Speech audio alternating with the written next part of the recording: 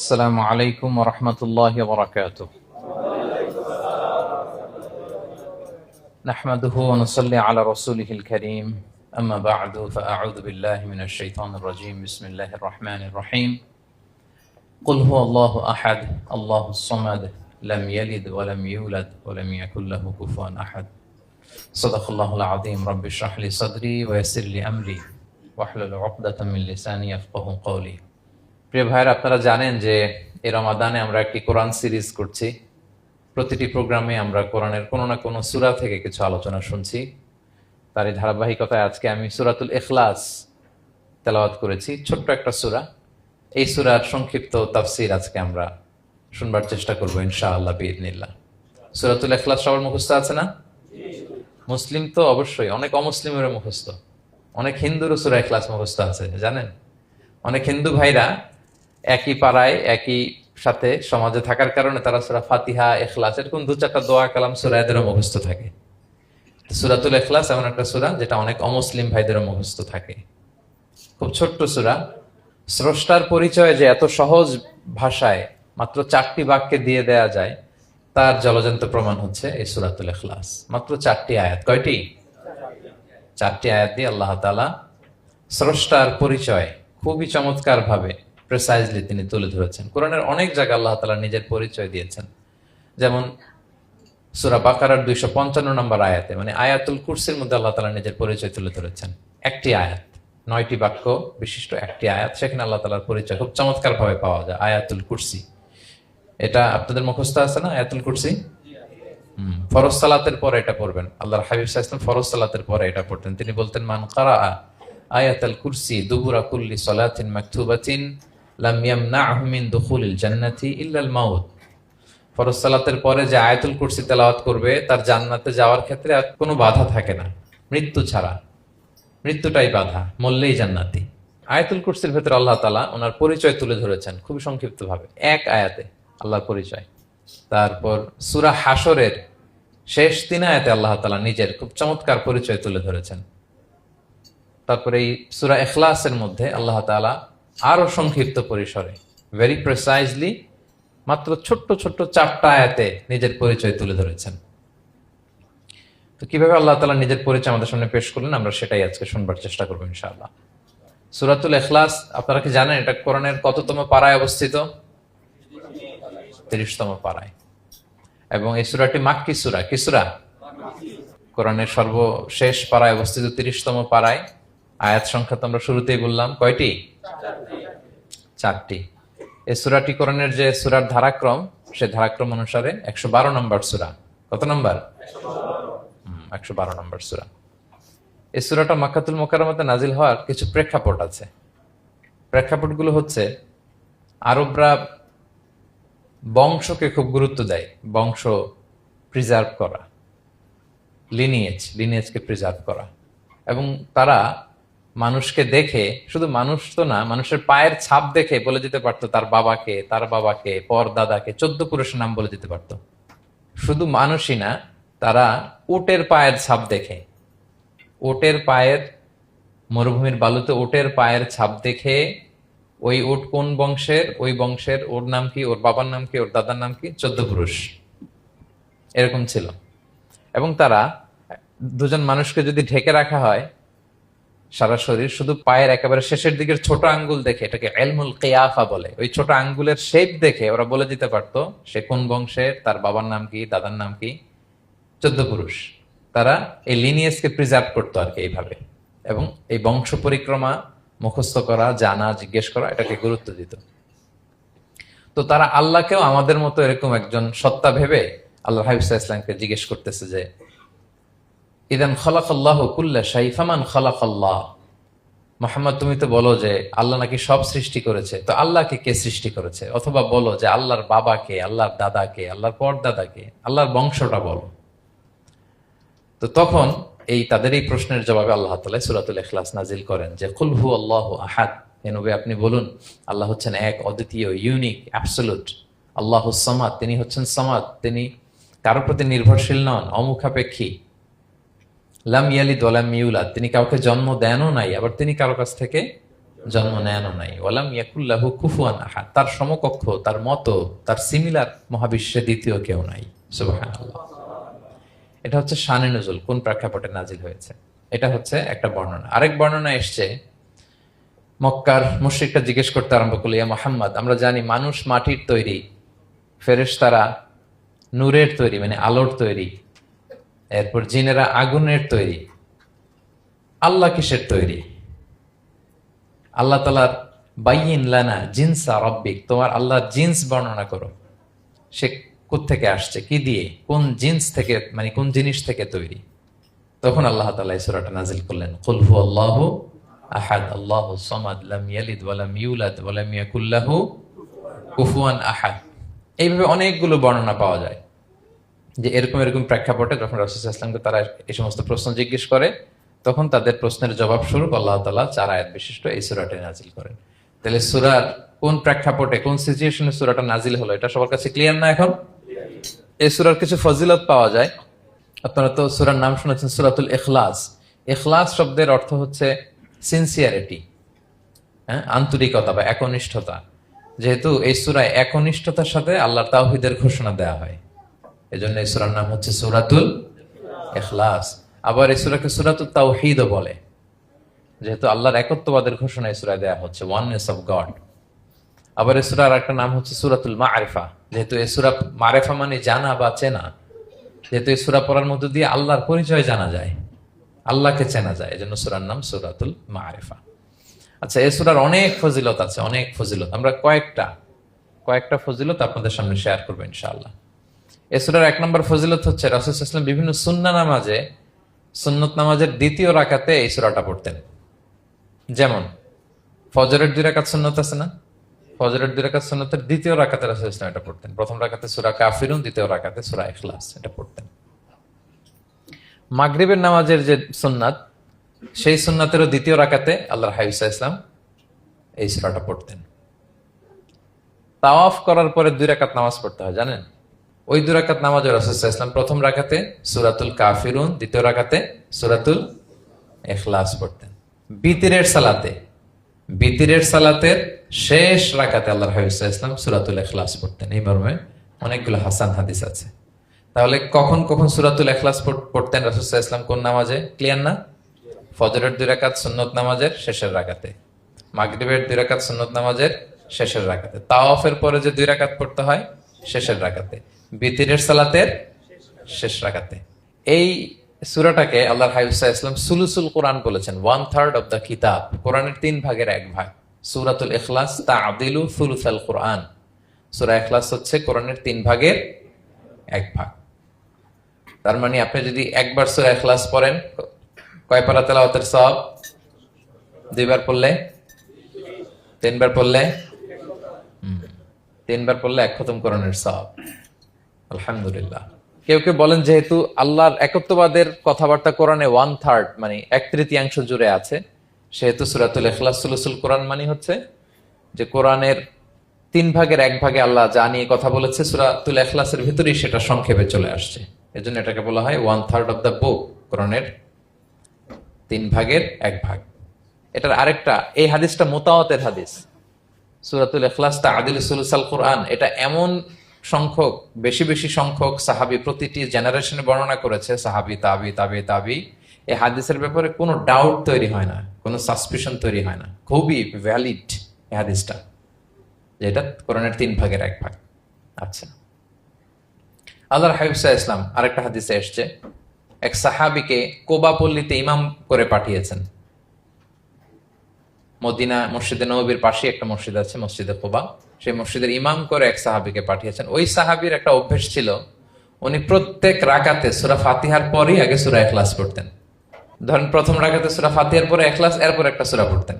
দ্বিতীয় রাকাতে সূরা ফাতিহার পরে আবার সূরা ইখলাস, এরপর একটা সূরা পড়তেন। ধরেন যে জুমার নামাজ 2 রাকাত, উনি ফাতিহার পরে প্রথমে কোন সূরাটা পড়ে নিতেন, এরপরে অন্য যে কোনো একটা সূরা। দ্বিতীয় রাকাতে সূরা ফাতিহার পরে কোন সূরাটা প্রথমে পড়ে নিতেন? ইখলাসের। এটাই ওনার স্বভাব। প্রত্যেক নামাজে যদি কোনো ইমাম সাহেব শুধু সূরা ইখলাস পড়ে, একটু খারাপ লাগবে না আমাদের? ওনার মুসল্লিদেরও তাই লেগেছে। ওনারা জিজ্ঞেস করলেন, তুমি এটা কেন করো? এরকম না করে স্বাভাবিকভাবে পড়ো। তো উনি বললেন, না, আমি এভাবেই পড়বো। আমি যেভাবে পড়তেছি এইভাবেই পড়বো, পড়লে পড়ো, না হলে তোমাদের হিসাব তোমাদের। তো তারা যে রাসূল সাল্লাল্লাহু আলাইহি ওয়াসাল্লামের কাছে বিচার দিল যে রাসূলুল্লাহ দেখেন, একজন ইমাম আপনি আমাদের জন্য নির্ধারণ করেছেন, উনি প্রত্যেক রাকাতে সূরা ইখলাস পড়ে, ইন এভরি সিঙ্গেল রাকা সূরা ইখলাস পড়ে। তো রাসূল সাল্লাল্লাহু আলাইহি ওয়াসাল্লাম তাকে ডাকলেন, ডেকে বললেন ঘটনা কি, তুমি নাকি এরকম করো, প্রত্যেক রাকাতে ফাতিহার পরে আগে ইখলাস দিয়ে শুরু করো, কেন কেন করো? সে বলতেছে, ইয়া রাসূলুল্লাহ, হ্যাঁ আমি আসলে এমনটা করে, কারণ আমি এই সূরাটাকে বড্ড ভালোবাসি।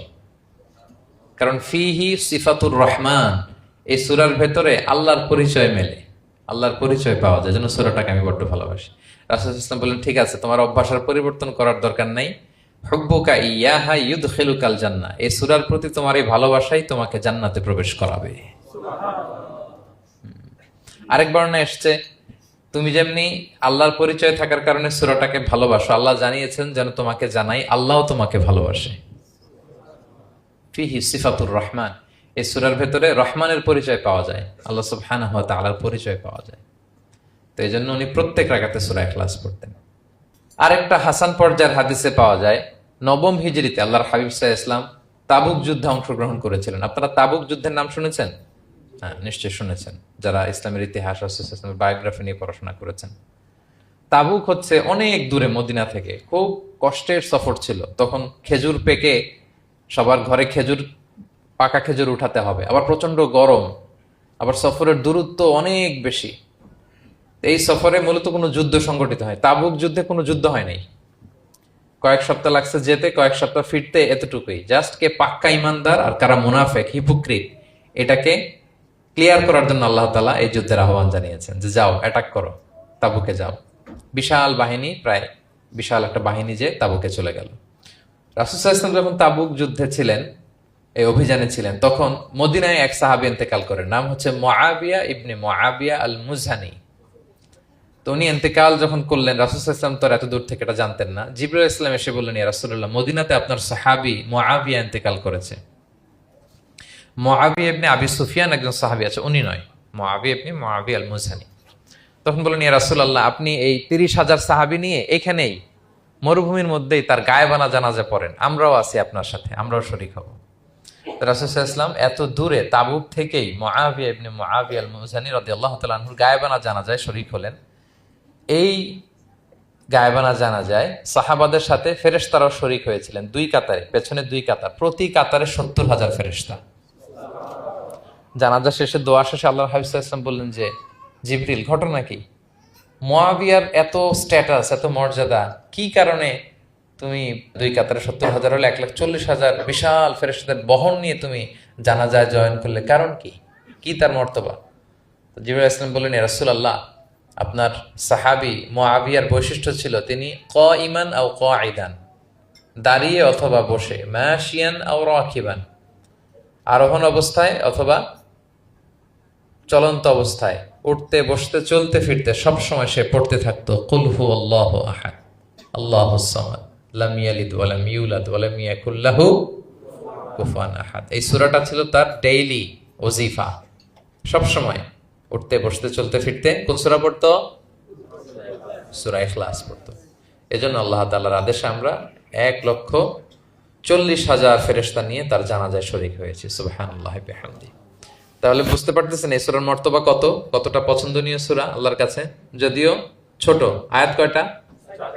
কিন্তু আল্লাহর কাছে এটার ফজিলত অনেক বেশি। প্রিয় ভাইরা, শুধু এখানেই শেষ নয়, আল্লাহর হাবিব সাল্লাল্লাহু আলাইহি ওয়াসাল্লাম সকালে, সন্ধ্যায়, ফজরের পরে, মাগরিবের পরে এবং বিছানায় ঘুমোতে যাওয়ার আগে তিনি সূরাতুল ইখলাস, সূরা ফালাক, সূরা নাস পড়ে হাতের মধ্যে ফু দিতেন, দুই হাত একসাথে মিলিয়ে এরকম ফু দিয়ে মাথা থেকে বডিতে যতটুকু সম্ভব তিনি মাসে করতেন। ৩টা সূরাই শুরু হয়েছে কুল দিয়ে, এজন্য ৩ সূরাকে একসাথে বলে কুল আস-সালাসা, মানে ৩ কুল।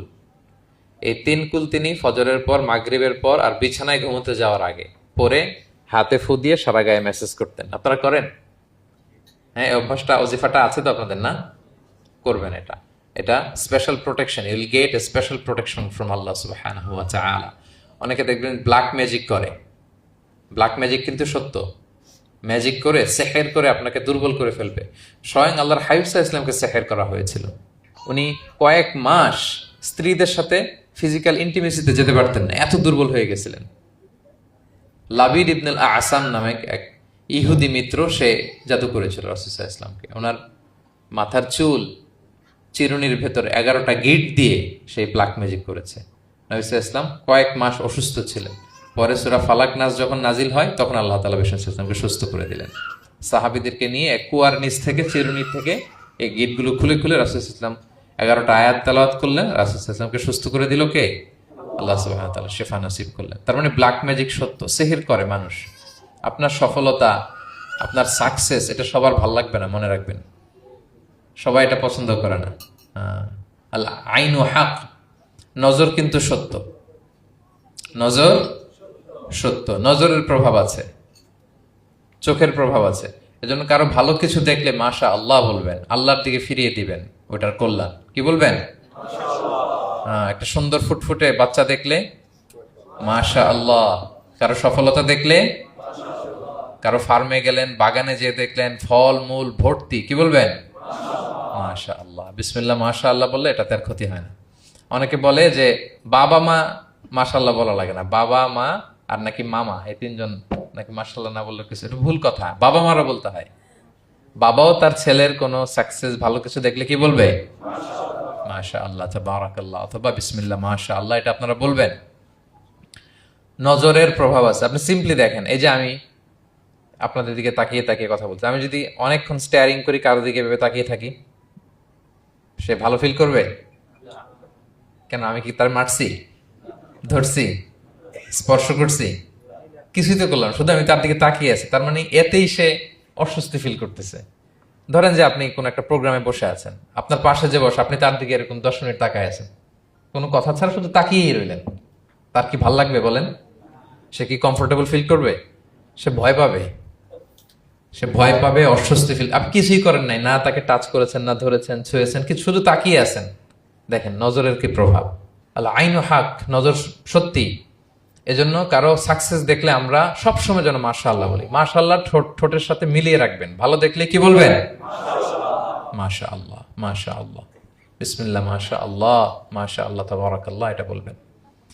তাহলে আল্লাহর হাবিব সাল্লাল্লাহু আলাইহি ওয়াসাল্লামকেও সেহের করা হয়েছিল। এজন্য এই সেহের থেকে, ব্ল্যাক ম্যাজিক থেকে, আইন মানে জেলাসি, মানুষের নজর দিয়ে যে হিংসা করে, এই জেলাসি থেকে, মিন শাররি হাসিদিন ইযা হাসাদ, হাসাদ থেকে, মিন কুল্লি মাকরুহিন ওয়া শুরুর, এসব ক্যালামিটি, ডিজাস্টার, এগুলো থেকে পানা হিসেবে আপনি এই ওয়াজিফাটা করবেন। 3 কুল, কুল আস-সালাসা, 3 কুল। আমার সাথে সাথে বলেন, কয় কুল? 3 কুল। কি কি? সূরাতুল ইখলাস, সূরা ফালাক, সূরা নাস। এই 3টা পড়ে ফজরের পর, মাগরিবের পর আর ঘুমোতে যাওয়ার আগে হাত দুইটাকে একসাথে করে পরে লম্বা একটা ফু দিয়ে মাথা থেকে মাসাজ করবেন সারা গায়ে। পারা যাবে ইনশাআল্লাহ বিইذنিল্লাহ। এবং আম্মা জান আয়েশা রাদিয়াল্লাহু তাআলা আনহা বলতেন, আমি যখন কখনো অসুস্থ হয়ে যেতাম, অসুস্থ হলে রাসূল সাল্লাল্লাহু আলাইহি ওয়াসাল্লামকে যে যখন কমপ্লেন করি, ইয়া রাসূলুল্লাহ আমি তো অসুস্থ, রাসূল সাল্লাল্লাহু আলাইহি ওয়াসাল্লাম আমাকে এই আমলটা করতে বলতেন। মানে আয়েশা, তুমি সূরাতুল ইখলাস, সূরা ফালাক, সূরা নাস পড়ে সারা গায়ে কি করো? ফু দাও। আলী রাদিয়াল্লাহু তাআলা আনহু বর্ণনা করেন, আল্লাহর হাবিব সাল্লাল্লাহু আলাইহি ওয়াসাল্লাম একবার নামাজ পড়তেছেন, নামাজে তিনি সিজদারত অবস্থায়, ইন দ্য মিন টাইম লাদাগাতহুল আকরা, একটা বিচ্ছু রাসূল সাল্লাল্লাহু আলাইহি ওয়াসাল্লামের আঙ্গুলে কামড় দিল। বিচ্ছু, বিচ্ছুর কামড় খাইছেন? হ্যাঁ, কেমন লাগে? খুব আরাম লাগে? হ্যাঁ, খুব যন্ত্রণা হয়, অনেক যন্ত্রণা হয়। তো রাসূল সাল্লাল্লাহু আলাইহি ওয়াসাল্লামকে যখন কামড় দিল নামাজের অবস্থায়, রাসূল সাল্লাল্লাহু আলাইহি ওয়াসাল্লাম খুব যন্ত্রণা পেলেন, ব্যথা পেলেন। বিচ্ছুটারে লানত করলেন। সাধারণত লানত করতেন না, তিনি বলতেন লানাতুল্লাহি আলাল আকরাব, এই বিচ্ছুর উপর লানাত, লা ইয়াদাউ নাবিয়ান আলা গায়রা, এই বিচ্ছু নবীও চিনে না, মানুষও চিনে না। মানে কোথায় কামড় দিতে হবে এটাও বুঝতেছে না। শুধু নবী না, সব নবীদের নবী, উনারা কামড় দিয়ে ফেলছে। তাই আল্লাহর পক্ষ থেকে পরীক্ষা ছিল, কি আর করা। উনি ভর্ৎসনা করলেন, লানত করে বললেন, নবীও চিনস না, মানুষও চিনস না, কামড় দিয়ে খুব কষ্ট পাচ্ছেন তিনি। তো আল্লাহ হাবিব সাল্লাল্লাহু আলাইহি ওয়াসাল্লাম বললেন, যাও গরম পানি আর লবণ নিয়ে আসো, এনে এটার মধ্যে ঢালো। তো ঢালতে আরম্ভ করলো। লবণ কিন্তু খুবই ব্যথানাশক, pain killer, natural pain killer. এটার মধ্যে সোডিয়াম ক্লোরাইড আছে, তো এটা গরম করে লবণ মিশিয়ে দিলে যে কোনো ব্যথা ট্যাথা সাথে সাথে ভালো হয়ে যায়। রাসূল ইসলাম বললেন ঢালো। ঢালতেছে, রাসূল ইসলাম পড়তেছেন কুল হুয়াল্লাহু আহাদ আল্লাহুস সামাদ লাম ইয়ালিদ ওয়া লাম ইউলাদ ওয়া লাম ইয়াকুল লাহু কুফুয়ান আহাদ বলে ফু দিচ্ছেন আর ঢালতেছে। ঢালাও শেষ, আঙ্গুলের ব্যথাও শেষ। তাহলে রাসূল সাল্লাল্লাহু আলাইহি ইসলামের একটা চিকিৎসা পদ্ধতি আপনারা জানলেন, তিব্বে নাবাবী, যে সাপ বিচ্ছু কিছু ধ্বংসন করলে ওখানে কুসুম ওয়ার্ম ওয়াটার, লবণ দিয়ে ওয়ার্ম ওয়াটার করে সেখানে ঢালতে হবে। আর কোন সূরা পড়তে হবে? কুল হুয়াল্লাহু আহাদ আল্লাহুস সামাদ লাম ইয়ালিদ ওয়া লাম ইউলাদ ওয়া লাম ইয়াকুল লাহু কুফুয়ান আহাদ, এটা পড়তে হবে। তাহলে এই সূরার ফজিলত কি জানতে পেরেছেন আপনারা? ক্লিয়ার তো না? আমি রিপিট করি কি কি ফজিলত বললাম। রাসূল সাল্লাল্লাহু আলাইহি ওয়াসাল্লাম ফজরের নামাজের সুন্নাতে, মাগরিবের সুন্নাতে, তাওয়াফের পরের সুন্নাতে, ভিতরের শেষ রাকাতে সূরাতুল ইখলাস পড়তেন। রাসূল সাল্লাল্লাহু আলাইহি ওয়াসাল্লাম সূরাটাকে সুলুসুল কোরআন, 1/3 অফ দ্য কিতাব বলেছেন। কোরআনের কয় ভাগের এক ভাগ? এবং এক সাহাবীর ঘটনা তো শুনলাম, সে সব নামাজে সূরা ইখলাস পড়তো। মুসল্লিরা কমপ্লেন করার পরেও সে পড়লো। রাসূল সাল্লাল্লাহু আলাইহি ওয়াসাল্লাম বললেন, কেন পড়ো? বলে যে ফিহি সিফাতুর রহমান, এই সূরায় আল্লাহর পরিচয় আছে, এই সূরাটা পড়তে ভালো লাগে। তো রাসূল সাল্লাল্লাহু আলাইহি ওয়াসাল্লাম বললেন, এই সূরার প্রতি তোমার ভালো লাগাই তোমাকে জান্নাতে নিয়ে যাবে। আরেক বর্ণনায় যে তুমি যেমনি আল্লাহর কারণে এই সূরাকে ভালোবাসো, আল্লাহও জানিয়েছেন তিনি তোমায় ভালোবাসেন। এরপর মুআবিয়া ইবনে মুআবিয়া আল মুজানির হাদিস শুনলাম, তিনি উঠতে বসতে চলতে ফিরতে সবসময় কোন সূরা পড়তেন? সূরাতুল ইখলাস। ফলে আকাশ থেকে 1,40,000 ফেরেশতা এসে দুই কাতারে 70,000 করে ওনার গায়েবানা জানাজায় অংশগ্রহণ করেছেন। এবার বলেন, এটাকে আপনারা কি ওয়াজিফা বানাবেন? হ্যাঁ, বানাবেন ডেইলি ওয়াজিফা? মেক ইট ইউর ডেইলি ওয়াজিফা। রিসাইট সূরাতুল ইখলাস every day, specially in the morning and evening. তাহলে সূরার ইন্ট্রোডাক্টরি ডিসকাশন শেষ, নাজিলের প্রেক্ষাপট শেষ, ফজিলত শেষ। এবার আমরা সূরায় ঢুকে যাই। কি বলেন? আউযু বিল্লাহি মিনাশ শাইতানির রাজীম, বিসমিল্লাহির রহমানির রহিম। বিতাড়িত শয়তান থেকে আল্লাহর কাছে পানাহ চাই, পরম করুণাময় অসীম দয়ালু আল্লাহর নামে শুরু করছি। আল্লাহ বলছেন, কুল হুয়াল্লাহু আহাদ। হে নবী আপনি বলুন। ওই যে বারবার প্রশ্ন করে, বাইয়িন লানা জিনসা রাব্বিক, তোমার আল্লাহ কি দিয়ে তৈরি? আল্লাহ কি স্বর্ণের তৈরি, না রূপার তৈরি, না কাঠের তৈরি? এইভাবেই লিটারালি বলতেছে, আহুয়া মিন যাহাব আও ফিদ্দা আও মিন খাশাব। মুহাম্মদ তোমার আল্লাহ কি স্বর্ণের, না রূপার, না কাঠের? আল্লাহ বলেন, নবী আপনি এটা বলেন। কুল, নবী আপনি বলুন, হুয়াল্লাহু আহাদ, আল্লাহ হচ্ছে এক। তোমরা যেরকম আল্লাহকে ভাবো, আল্লাহ আসলে ওই রকম নয়। আল্লাহর সত্তাটা আমাদের মতো নয়, সৃষ্টিগত সত্তার মতো নয়। আমরা এটাতে প্রায় ভুল করে ফেলি। অনেকে এমন এমন প্রশ্ন করি আল্লাহর সাথে, মনে হয় যেন আল্লাহ আমার একেবারে, আমরা নিজেরা যেরকম ওই রকম। কিন্তু স্রষ্টা যে সৃষ্টি জগতের অনেক ঊর্ধ্বে, এটা আমরা বুঝি না। তিনি সময়ের ঊর্ধ্বে, তিনি স্থানের ঊর্ধ্বে, তিনি কালের ঊর্ধ্বে, সবকিছুর ঊর্ধ্বে। যেমন আমাদের 3টা কাল আছে, হ্যাঁ, অতীত, তারপর বর্তমান, যেটাকে ধরা যায় না, প্রতি সেকেন্ডে, ন্যানো সেকেন্ডে এটা অতীত হয়ে যাচ্ছে। আর যেটা সামনে ঘটবে এটা কি? ফিউচার, ভবিষ্যৎ। তা আল্লাহরও কি এরকম অতীত, বর্তমান, ভবিষ্যৎ আছে? সময়টা আমাদের জন্য। উনি তো সময়ের স্রষ্টা, ওনার সাথে আপনি সময় সেট করতে পারবেন না, উনি সময়ের ঊর্ধ্বে। ফলে উনি এই ইবলিস যে আদেশ ভঙ্গ করা, আদম আলাইসাল্লাম এবং হাওয়া আলাইসাল্লাম পৃথিবীতে আসা, নূহ, দাউদ, হুদ, সালেহ থেকে শুরু করে এই একের পর এক নবী, শেষ নবী, বর্তমান সময়, ভবিষ্যৎ, দাজ্জাল, কিয়ামত, সব তিনি অ্যাট এ গ্ল্যান্সে দেখেন, একবারে ওনার চোখের সামনে। আমাদের মতো অতীত, বর্তমান, ভবিষ্যৎ ওনার নাই। আমরা যেমনি ভাব প্রকাশের জন্য ভাষা লাগে, এই যে আমি বাংলায় কথা বলতেছি আপনারা বুঝতেছেন, হ্যাঁ, মালাইরা যারা মালাইতে কথা বলে, ইংলিশরা ইংরেজিতে কথা, চাইনিজে কথা বলে, ভাষা, উনি ভাষার স্রষ্টা, ফলে ওনার ভাষাও লাগে না। কিন্তু উনি বোঝানোর জন্য একটা ভাষা ইউজ করে আমাদের জন্য সহজ করে দিয়েছেন। একটা ভাষায় না বললে তো আমরা বুঝবো না, ফলে উনি আরবি ভাষায় কোরআনটাকে নাজিল করেছেন যাতে আমরা বুঝি। কিন্তু উনি ভাষার মুখাপেক্ষী না, ওনাকে সময়, কাল, ভাষা কোনো কিছু দিয়ে বাধা যায় না, উনি সবকিছুর ঊর্ধ্বে, সবকিছুর ঊর্ধ্বে। এবং আল্লাহ কোথায় আছেন? আমরা বলি যে আরশের উপরে আছেন। সেখানে ওই এরিয়াটা হচ্ছে লা জামান লা মাকান, ওখানে সময়, তারপর কাল, এগুলো ওখানে যায় না। আল্লাহর সাথে এই প্রশ্নগুলো একেবারেই অবান্তর। ফলে আমরা যে প্রশ্নগুলো হুট করে না বোঝার কারণে করে ফেলি, যেহেতু আমাদের খুব সীমিত জ্ঞান, ফলে আমরা সৃষ্টির সাথে স্রষ্টাকে গুলিয়ে ফেলি। কিন্তু উনি কিন্তু আমাদের মতো নন।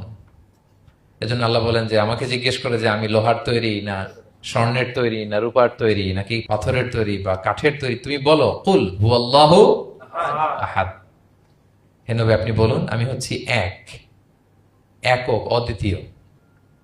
আরবিতে এক, এক বলতে আরবিতে ওয়াহেদ শব্দ ব্যবহার করে, আহাদ ব্যবহার করা হয় না। ব্যক্তির গুণ হিসেবে কখনো আহাদ ব্যবহার করা হয় না।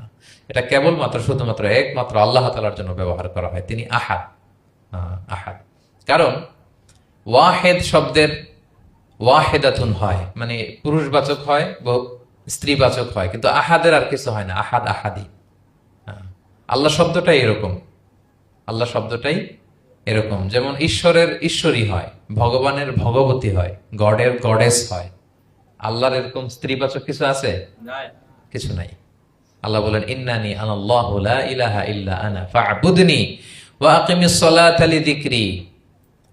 নিশ্চয় আমি আল্লাহ। মুসা আলাইহিস সালামকে প্রথম যে প্রত্যাদেশ রেভেলেশন দিয়েছিলেন মুকাদ্দাসে তুয়ার পাশে, তুর পাহাড়ের পাদদেশে, ওখানে প্রথম মুসা আলাইহিস সালাম আল্লাহর সাউন্ড তখন তিনি শুনেছিলেন। এবং আল্লাহর সাউন্ডটাও আমাদের সাউন্ডের মতো নয়। যেমন আমি এদিক থেকে কথা বললে আপনি এই পাশ থেকে শুনবেন, এদিক থেকে কথা বললে, এদিক থেকে আমাকে ডাক দিলে এদিকে, তার মানে আমি দিকের সাথে সম্পৃক্ত। আল্লাহর এটা এরকম না। মুসা আলাইহিস সালাম তিনি যখন আল্লাহর কথা শুনলেন, তিনি বললেন যে একটা সাউন্ড শুনলাম, এটা চারদিক থেকে শোনা যায়, চারদিক থেকে শোনা যায়। এবং তিনি ওনার প্রেগনেন্ট স্ত্রীকে নিয়ে মাদিয়ান ক্রস করে ইজিপ্টের বর্ডারে ঢুকবেন। ইন দ্য মিন টাইম আল্লাহ তাআলা ওই সময়টাকে চুজ করেছেন যে তাকে এখন নবী বানাবো, তাকে রেভেলেশন দিব। তো তিনি দেখলেন যে ইন্নী আনাস্তু নারান, আমি ওই যে লাআল্লি আতিকুম মিনহা বিকাবাসিন আও আজিদু আলান নারি হুদা, স্ত্রীকে দাসীকে বললেন যে একটু বসো, প্রচন্ড ঠান্ডা, ওই যে আগুন দেখা যায়, মনে হয় কেউ আগুন পোহাচ্ছে, আমি একটু আগুন নিয়ে আসি মশাল দিয়ে, তোমাদের আরাম লাগবে, একটু ওয়ার্ম আপ হবে। তো আগুনের কাছে যেয়ে দেখে সামনে যত যায় আগুন তত পেছায়। এবং আগুনটা সাধারণ আগুন না, একটা গাছ থেকে আগুন বেরোচ্ছে, কিন্তু ওই গাছের পাতা জ্বলে না, ডাল জ্বলে না, কিছুই হয় না। আসলে এটা আগুন না, এটা আল্লাহর নূর। আল্লাহর নূর সেখানে ফোকাস দেওয়া হয়েছে। আল্লাহর নূরও আমাদের নূরের মতো না। নূর মানে লাইট, নূর মানে কি? লাইট। সো এই যে আমরা যে লাইট দেখি, এই লাইটের মতো না। কারণ আল্লাহর এই নূরের কাবার দেয়া হচ্ছে আবার নূরের পর্দা দিয়ে।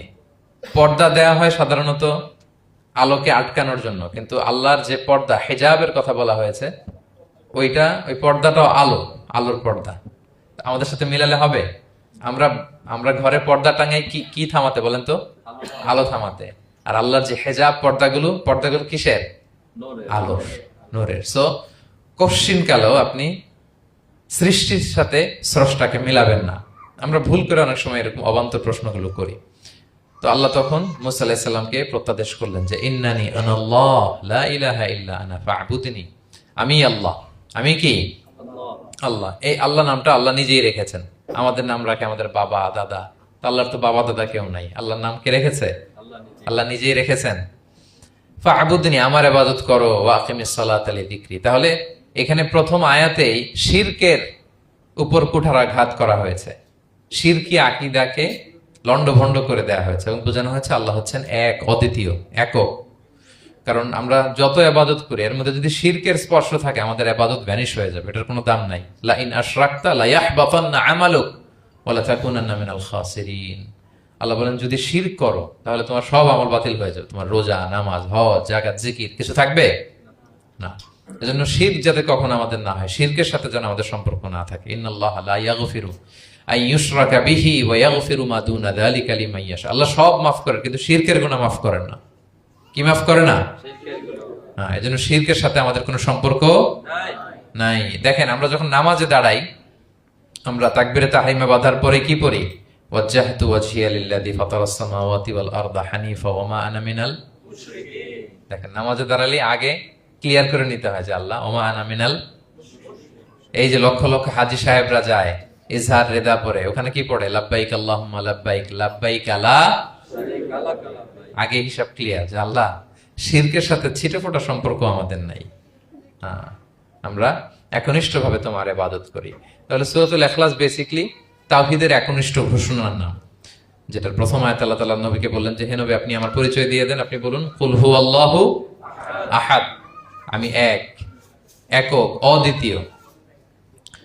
কুল হুয়াল্লাহ, নবী আপনি বলুন তিনি হচ্ছেন আল্লাহ এবং তিনি হচ্ছেন আহাদ।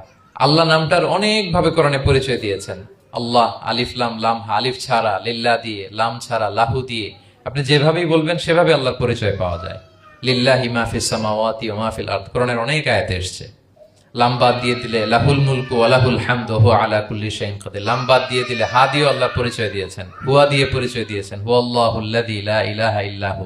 তাহলে যেভাবে আপনি পরিচয় খুঁজতে যাবেন সেখানে আল্লাহর পরিচয় পাওয়া যাবে। আল্লাহ তাআলা বলছেন হুয়াল আউয়ালু ওয়াল আখিরু ওয়াল যাহিরু ওয়াল বাতিন ওয়া হুয়া বিকুল্লি শাইইন আলিম। তিনি প্রথম, তিনি শেষ, তিনি প্রকাশ্য, তিনি গোপন। তিনি প্রথম মানে কি? তিনি সূচনাহীন অতীত থেকে আছেন। দেখেন আমাদের সাথে মিলে না। আমাদের অতীতের একটা সূচনা থাকে, কি বলেন, আমার জন্মের একটা স্টার্টিং পয়েন্ট আছে না, যে এখান থেকে আমার অস্তিত্ব শুরু, এত সালে আমি, এত সালে আপনি। তার মানে আমাদের একটা স্টার্টিং আছে তো নাকি? আল্লাহ স্টার্টিং কবে থেকে বলেন? কবে থেকে? যে এই সময় থেকে উনি আল্লাহ, বলেন। Nobody knows, কারণ হুয়াল আউয়াল, এই আউয়াল মানে এমন শুরু, সূচনাহীন শুরু, এমন শুরু যেটার কোনো কি নাই, সূচনা নাই। আবার সীমাহীন ভবিষ্যৎ পর্যন্ত তিনি থাকবেন। কতদিন তার রাজত্ব, ক্ষমতা, সভরেন্টি, পাওয়ার থাকবে? কতদিন বলেন? সীমাহীন, এটার কোনো শেষ নাই। হুয়াল আউয়াল ওয়াল আখির ওয়াল যাহির ওয়াল বাতিন। এবং সবকিছু ধ্বংস হবে তিনি ছাড়া। কুল্লু মান আলাইহা ফান ওয়া ইয়াবকা ওয়াজহু রাব্বিকা যুল জালালি ওয়াল ইকরাম। সব শেষ হবে, উনি অবিনশ্বর, শাশ্বত, চিরঞ্জীব। তাই বলে উনি আমাদের থেকে দূরে নন, খুব কাছে। আমরা ডাকলেই তিনি ডাকে সাড়া দেন। আমাদের সবকিছু তিনি দেখেন, অবজার্ভ করেন, মনিটর করেন। ওয়া নাহনু আকরাবু ইলাইহি মিন হাবলিল ওয়ারিদ। আমাদের এখানে একটা রগ থাকে, এই রগেরও কাছে, তার মানে খুব কাছে, খুব কাছে। আমরা তাকে না দেখলেও তিনি আমাদের দেখেন। লা তুদরিকুহুল আবসার ওয়া হুয়া ইউদরিকুল আবসার ওয়া হুয়াল লাতীফুল খবীর। কোন চোখ তাকে দেখে না, কোন দৃষ্টি তাকে আয়ত্ত করতে পারে না, কিন্তু সকল দৃষ্টিকে তিনি আয়ত্তে রাখেন। সুবহানাল্লাহ। এভাবে আল্লাহ তাআলা খুব প্রিসাইজলি 4টা আয়াত দিয়ে নিজের পরিচয় দিয়েছেন। কুল হুয়াল্লাহু আহাদ। হে নবী আপনি বলুন তিনি আল্লাহ, তিনি অদ্বিতীয়। বাংলারও অনেক সীমাবদ্ধতার ফলে আমাকে এক, একক এগুলো ইউজ করা লাগতেছে, কিন্তু আল্লাহর আহাদ বোঝাতে যে এক, একক, এটা যথেষ্ট না। এটা আমার লিমিটেশন, আমাদের লিমিটেশন, ভাষার লিমিটেশন। কিছু দিয়ে তো আমার অডিয়েন্সকে বা আমাদের বুঝতে হবে দ্য এসেন্স অফ গড। এজন্য আমরা বলি এক, একক, অদ্বিতীয়। অদ্বিতীয়টা খুব অনেকটাই পারফেক্ট। তাহলে তিনি হচ্ছেন আহাদ, এবং এই আহাদের লেসন দেওয়ার জন্য সব নবীরা এসেছে। সব নবীরা একই কথা বলেছেন, আদম আলাইহিস সালাম থেকে শুরু করে বিষ্ণু আলাইহিস সালাম পর্যন্ত একই কথা বলেছেন, যে ইয়া কওমি ইবুদুল্লাহ মা লাকুম মিন ইলাহিন গায়রু আফালা তাআকিলুন। হে আমার জনপদের লোকেরা, কি হলো তোমরা এত কিছু ইবাদত করো, দাসত্ব করো, তোমরা ইবাদত করবে এক সত্তার, তিনি কে? মা লাকুম মিন ইলাহিন গায়রু, তিনি ছাড়া কোনো ইলাহ তোমাদের নেই। তাহলে এই যে ওয়াননেস অফ গড, স্রষ্টা যে একজন, এই কনসেপ্টটাকে ক্লিয়ার করবার জন্যই এত এত নবীরা পৃথিবীতে হাজির হয়েছেন। তাহলে আল্লাহর চমৎকার একটা নাম জানলাম আমরা, আহাদ। কি নাম? মজার ব্যাপার হচ্ছে এই নাম কোরআনে আর কোথাও নাই। আহাদুন শব্দ যেটা আছে এটা অন্য অর্থে, এক, এক অর্থে আর কি, কিন্তু আল্লাহর আহাদ কোরআনে শুধু এই সূরাতেই এসেছে। আল্লাহর আহাদ নামটা শুধু এই সূরাতেই এসেছে। আহাদ, আহাদ। আপনারা বেলাল রাদিয়াল্লাহু তাআলা আনহুর ঘটনা জানেন, যে উমাইয়া ইবনে খালাফ খুব পাষণ্ড মাওলা ছিল ওনার, মনিব।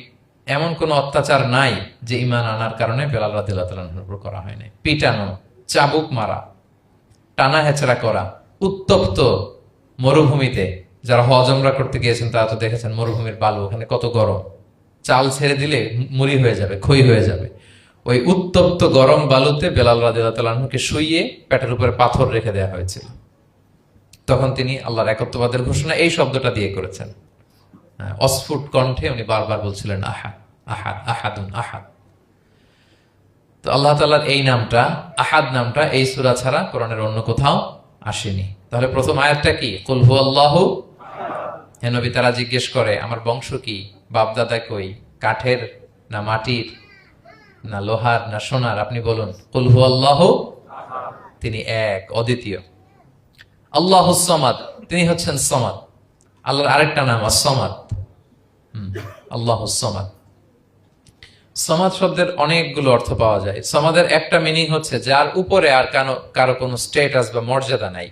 আরবিতে বলে মানতাহা ইলাইহি সুগদাদু ওয়া শারাফ। মর্যাদা, স্ট্যাটাস যত শীর্ষে, পিকে যেতে পারে, ওইটার নাম হচ্ছে সামাদ, এর উপরে নাই। সামাদের আরেকটা অর্থ হচ্ছে যে পরনির্ভরশীল নয়, মানে তার কারোর উপর নির্ভর করা লাগে না, সে স্বয়ং সম্পূর্ণ। আচ্ছা পৃথিবীতে এমন কারো নাম বলেন তো যে কোনো দিন কোনো কিছুতে কোনো কাজে অন্যের মুখাপেক্ষী হওয়া লাগে নাই, সে একা একা আত্মনির্ভরশীল, স্বয়ং সম্পূর্ণ, এরকম একজনের নাম বলেন? আছে? কেউ নাই।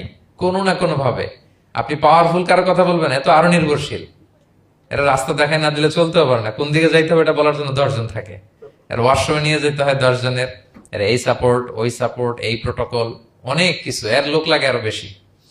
তার মানে সাহায্য ছাড়া চলতে পারে এমন কোন সত্তা পৃথিবীতে নাই।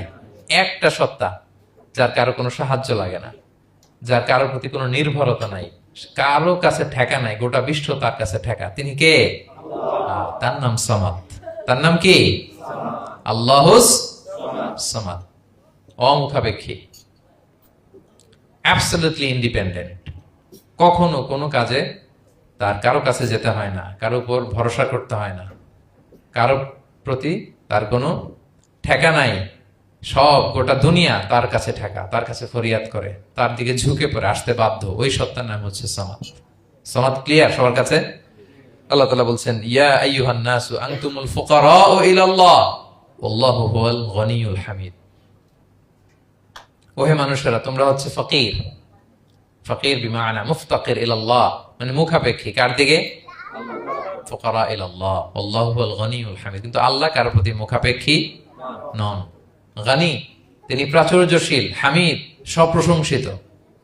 সবাই তার কাছে ফরিয়াদ করে, তিনি কারো কাছে ফরিয়াদ, সবাই তার কাছে চায়, তিনি কারো কাছে চাওয়া লাগে না, সবাই তার কাছে মুখাপেক্ষী, তিনি কারো প্রতি মুখাপেক্ষী। তার নাম সমাদ। তার নাম কি? তাহলে সমাদ ক্লিয়ার? হ্যাঁ। লাম ইয়ালিদ ওয়ালাম ইউলাদ। লাম ইয়ালিদ, তিনি কাউকে জন্ম দেননি। ওয়ালাম ইউলাদ, তিনি নিজেও জন্ম নেন নাই। সুবহানাল্লাহ। দেখেন কত সহজে পরিচয়। তিনি কাউরে জন্ম দেনও নাই, জন্ম নেনও নাই। সুবহানাল্লাহ। আমাদের ধর্ম যে কত সুন্দর, এক আল্লাহর দিকে আমাদেরকে রেফার করা হয়েছে। অন্যান্য ধর্মের দিকে দেখেন কি আজীব কথা। খ্রিস্ট ধর্মে বলে আদম আলাইহিস সালাম পাপ করছে, ওই পাপের কারণে আমরা সবাই নাকি পাপী, জন্মাইলেই নাকি পাপী। ইসলাম বলে আমরা জন্মগ্রহণ করি মাসুম অবস্থায়, নিষ্পাপ। কিন্তু খ্রিস্টানরা কি বলে? আমরা পাপ নিয়ে জন্মাই। ফলে খোদার ছেলের দুনিয়াতে আসা লাগছে, এসে সবার পাপ নিজের কাঁধে নিয়ে শুলে চড়ছে, এরপরে খোদার সাথে যে বসে আছে। এটা হচ্ছে খ্রিস্ট ধর্মের কথা। অন্যান্য অনেক ধর্মে দেখেন ল্যাংটা বাবার কাছে যে মাথা নোয়াতে হয়। এরকম অনেক ধর্ম দেখছেন যে লোকটার চুলে জট বাঁধা, দাড়িতে জট বাঁধা, একেবারে উলঙ্গ, তার কাছে যে সবাই এরকম হাত পাতে। দেখছেন? দেখেন না আপনারা? নাকি শুধু আমি একাই দেখলাম? দেখছেন সবাই? আছে, কিন্তু আমি ধর্মের নাম বলতেছি না, কোন ধর্মকে ছোট করা যাবে না, কিন্তু এরকম আছে। তো দেখেন কি সমস্ত অদ্ভুত নিয়ম কানুন। আগুন নিয়ে ওইখানে দৌড়াইতে হয়, এই করতে হয়। কিন্তু আমাদের এক সত্তার কাছে আমরা চাই, কোনো ভায়া লাগে না, মিডিয়েটর লাগে না, মধ্যস্থতাকারী লাগে না। আল্লাহ বলে ডাকার সাথে সাথে তিনি ডাকে সাড়া দেন। লাম ইয়ালিদ ওয়া লাম ইয়াকুল লাহু, জন্ম দেনও নাই, জন্ম নেনও নাই। মুশরিকরা বলতো আল মালাইকাতু বানাতুল্লাহ, তারা বলতো ফেরেশতারা নাকি আল্লাহর মেয়ে। নাউযুবিল্লাহ। ওয়া ক্বালাতিল ইয়াহুদু উযাইরুন ইবনুল্লাহ, ইহুদিরা বলতো উযাইর আলাইহিস সালাম আল্লাহর ছেলে। ওয়া ক্বালাতিন নাসারা আল মাসীহ ইবনুল্লাহ, আর খ্রিস্টানরা বলে ঈসা মাসীহ, ঈসা আলাইহিস সালাম উনি নাকি আল্লাহর ছেলে। নাউযুবিল্লাহ। আল্লাহ সবগুলো ভ্রান্ত ধারণার কবর রচনা করেছেন এই আয়াত দিয়ে। লাম ইয়ালিদ ওয়া লাম ইউলাদ, না না, এগুলো ভুল। ক্লিয়ার কাট শুনে রাখো, কান খাড়া করে জেনে রাখো। লাম ইয়ালিদ ওয়া লাম ইউলাদ, তিনি কাউকে জন্ম দেনও নাই, তিনি কারো কাছ থেকে জন্ম নেনও নাই। ইমাম আবু বকর আল বাকিল্লানি একজন বড়, অনেক বড় একজন দার্শনিক ছিলেন এবং তর্কবাগীশ ছিলেন, ইরাকের। নাম শুনেছেন কেউ? আবু বকর আল বাকিল্লানি। তো উনি কারোর সাথে তর্ক লাগলে উনি খ্রিস্ট ধর্মের কত লোককে যে শাহাদা পড়াইছেন ওনার এই যৌক্তিক আলোচনা দিয়ে, তর্ক দিয়ে। সুবহানাল্লাহ। এক খ্রিস্টান পাদ্রী ওনারে প্রশ্ন করলো, তোমরা মুসলমানরা খুব রেসিস্ট। উনি বললেন কেন? বলছে তোমরা খ্রিস্টান মেয়ে বিয়ে করতে পারো, ইহুদি মেয়ে বিয়ে করতে পারো, মুসলিম কিন্তু ইহুদি মেয়ে, খ্রিস্টান মেয়ে শর্ত সাপেক্ষে, কিছু শর্ত আছে, ওই আলোচনা যাচ্ছেন, শর্ত সাপেক্ষে বিয়ে করতে পারে আহলি কিতাব হলে। কিন্তু কোন খ্রিস্টানরা মুসলিম মেয়ে আমাদের মেয়েদেরকে বিয়ে করতে পারবে না, কোন ইহুদি আমাদের মেয়েকে বিয়ে করতে পারবে না। তো বলে তোমরা খুব রেসিস্ট, তোমরা আমাদের মেয়ে না, ওকে তোমাদের মেয়ে আমাদেরকে দাও না।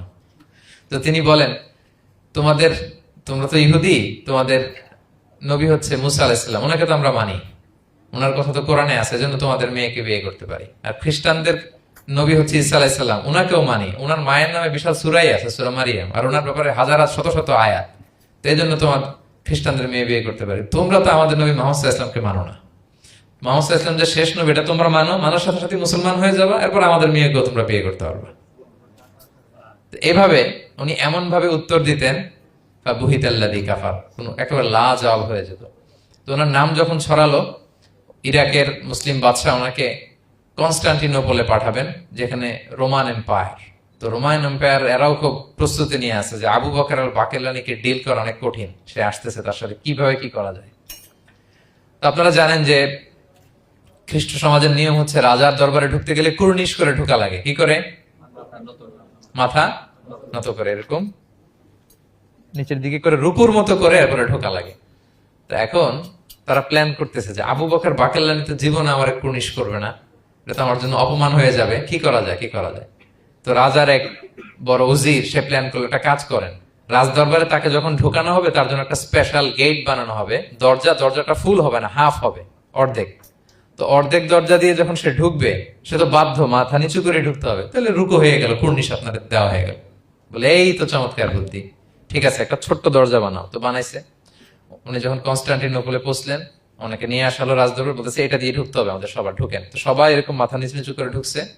উনি দেখেই বুঝছে এটা তো কৌশল করছে আমার সাথে। তো উনি মাথা নিচু করছেন, কিন্তু এমনি না, উল্টা হয়ে উনি মাথাটা পিছনে দিয়ে,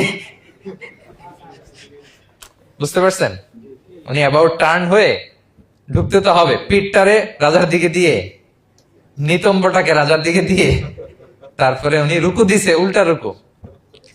তো এক হিসেবে কুর্নিশ মানে, বরং আরো রাজাকে কি হয়েছে, ইনসাল্ট করা হয়েছে। রাজা তো রেগে মেগে আগুন। সবাই, রাজা বলছে জানতাম ও এরকম কিছু একটা করবে।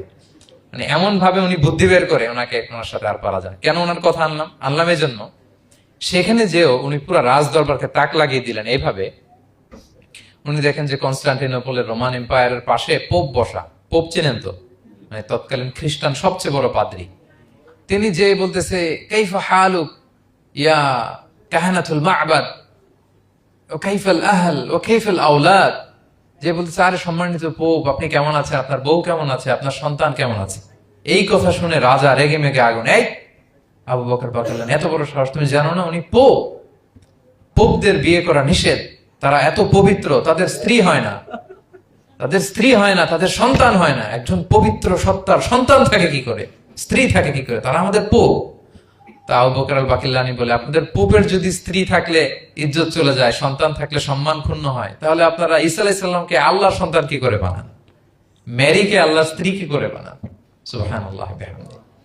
আল্লাহর সাথে আপনারা বউ সেট করতে পারেন, আল্লাহর সন্তান সাব্যস্ত করতে পারেন, কিন্তু আপনার পোপকে জিজ্ঞেস করলাম আপনার স্ত্রী কেমন আছে, আপনার বউ কেমন আছে, আপনার রেগে মেগে আগুন। এই কথা শুনে ওই ওদিকে যারা আছে সব শাহাদা পড়ে মুসলমান হয়ে গেছে। এরকম অনেক লোক ওনার বুদ্ধিমত্তা দেখে শাহাদা পড়ে পড়ে মুসলমান হয়ে গিয়েছে। এজন্য আল্লাহ তাআলা এই যে শিরকি আকীদার উপর কুঠারাঘাত করে তিনি বললেন লাম ইয়ালিদ ওয়া লাম ইউলাদ, তিনি জন্ম দেনও নাই, জন্ম নেনও নাই। ওয়া লাম ইয়াকুল্লাহু কুফুয়ান আহাদ, এই কুফু শব্দটা আল্লাহর জন্য যে ব্যবহার হয়েছে কোরআনে আর কোথাও নাই। এক হচ্ছে আহাদ, আর এই কুফু আর কোথাও নাই। আল্লাহ বলেন ওয়া লাম ইয়াকুল্লাহু কুফুয়ান আহাদ, তার সমকক্ষ কেউ নাই। আল্লাহর মতো similar, nothing is similar to him, equivalent to him. আল্লাহর মতো সিমিলার কিচ্ছু নাই। তাহলে আল্লাহ কার মতো? আল্লাহর মতো। আল্লাহ কার মতো? আল্লাহর মতো। অন্য আয়াতে আল্লাহ তাআলা বলছেন লাইসা কামিসলিহি শাই, তার মতো কেউ নাই, তিনি তার মতো। তাহলে আল্লাহ কার মতো? আল্লাহর মতো। ওয়ালাম ইয়াকুল্লাহু কুফুয়ান আহাদ, তার মতো কেউ নাই, তিনি তার মতো। তাহলে এই চার আয়াতে আল্লাহর পরিচয় পাইছেন আপনারা? তিনি এক, অদ্বিতীয়, তিনি অমুখাপেক্ষী, কারো কাছে হাত পাততে হয় না, সব হাত পেতে থাকে তার দরবারে। তিনি জন্ম দেনও নাই, জন্ম নেনও নাই, তার মতো কেউ নাই। তো তাহলে আল্লাহর মতো কেউ নাই। আল্লাহ কার মতো? আল্লাহর মতো। তাহলে সূরাতুল ইখলাস ক্লিয়ার হয়েছে সবার? আল্লাহ নিজের পরিচয় দিলেন, তিনি এক, অদ্বিতীয়, তার কাছে চাইতে হয়। আমরা ফরিয়াদ করব কার কাছে? বিপদে আপদে, যে কোনো বিপদে ক্রাইসিসে পড়লেই কি করবেন? কার কাছে শেয়ার করবেন? নাকি ফেসবুকে শেয়ার করবেন? আমরা বিপদে পড়লে কোথায় শেয়ার দিয়ে দেই? প্রথমেই আমাদের শেয়ার দেওয়ার জায়গা কই? কিন্তু আসলে শেয়ার করতে হবে কার কাছে? প্রথমে আল্লাহর কাছে বলুন।